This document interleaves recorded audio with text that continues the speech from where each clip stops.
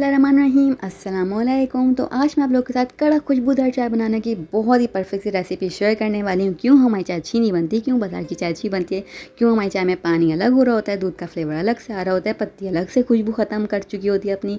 ये सारी गलतियाँ जो हम कर रहे होते हैं घर में आमतौर पर बनाने में चाय को, मैं आपसे डिस्कस करूँगी ताकि आप वो गलतियाँ ना कर सकें और हमारी चाय बन के तैयार हो एकदम बाजार जैसी।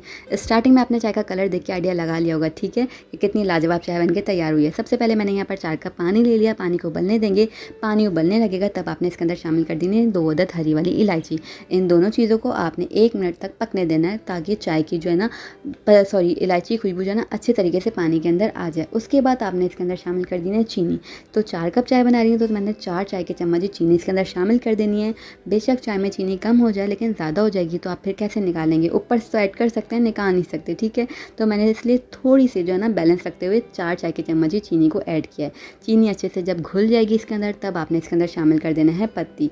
4 चम्मच ही मैंने चीनी ली है, 4 चम्मच ही मैंने इसके अंदर शामिल कर देनी है पत्ती। अच्छे से जब पानी उबलने लगेगा उस पॉइंट पर आपने इसके अंदर शामिल करना है पत्ती। अच्छा देखें, हम लोग गलती क्या करते हैं ना, चाय चढ़ा दी, पानी रखा, पत्ती डाली, चीनी डाल दी और पकने को छोड़ दिया। तो इससे क्या होता है ना कि पत्ती पकते पकते अपनी खुशबू बिल्कुल ख़त्म कर चुकी होती है, वो जल जाती है। आज के बाद आप चाय बनाते हुए ना नोट कीजिएगा, जब आप स्टार्टिंग में डालते हैं ना पत्ती तो उसमें खुशबू आ रही होती है, लेकिन वो पकते पकते ऐसी हो जाती है, उसका एक तो कलर जो स्टार्टिंग में होगा मरून पिंक कलर का ना, फिर वो हो जाएगा एकदम ब्लैक।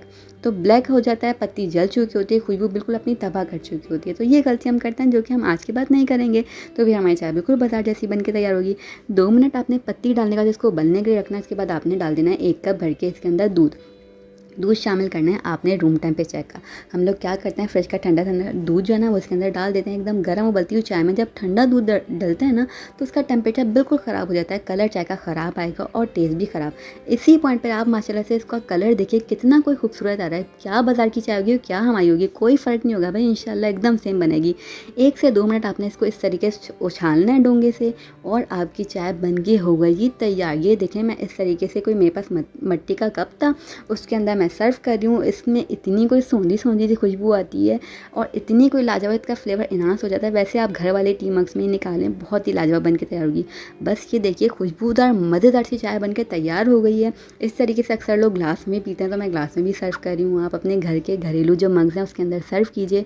आज के बाद आपकी इस चाय बनाने में जो भी होती है ना कंप्लेंट्स लोगों को आ रही होती हैं कि भाई पानी अलग तैर रहा है, खुशबू ही नहीं है पत्ती की और बिल्कुल ही एकदम ऐसे बेकार सी लग जाए चाय, तो वो कंप्लेंट ख़त्म। आज के बाद आपको सब बोलेंगे चाय बनाने में बस आप ही एक्सपर्ट हैं। ऐसी खुशबू आ रही होगी ना कि पड़ोसी भी जो है ना खुद सेल्फ इनवाइट करके आ जाएंगे खुद को कि भैया आपके यहाँ चाय बन रही है। ये देखें, इस तरीके से किसी भी स्नैक के साथ आप इसको सर्व कीजिए, ऐसे ही एंजॉय कीजिए, बहुत ही लाजवाब बन के तैयार होगी। और मुझे अपना फीडबैक ज़रूर देना कि कैसी बन के आपकी चाय तैयार हुई है। हम फिर मिलेंगे, तब तक अपना ख्याल रखिएगा। अल्लाह हाफ़िज़।